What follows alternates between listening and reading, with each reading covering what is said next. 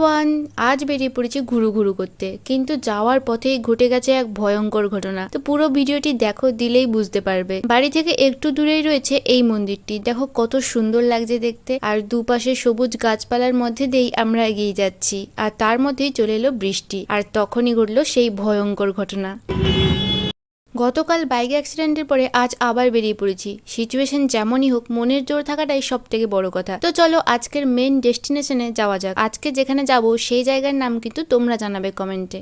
তো বন্ধুরা বলো তো এটা কোথায়? কম বেশি আমরা সবাই দীঘা এসেছি, কিন্তু পার্টিকুলার এই জায়গাটা দীঘার কোথায় তোমরাই বলো। আমরা এসেছিলাম সকাল 11টা নাগাদ, আর তখন সমুদ্রে জোয়ার শুরু হয়ে গেছে। দেখো সামনে দড়ি দেওয়া রয়েছে, নয়তো ওই পাথরের শেষ মাথা পর্যন্ত যাওয়া যায়। আর এখানে আসার সব থেকে ভালো সময় হলো সানরাইজের টাইমে।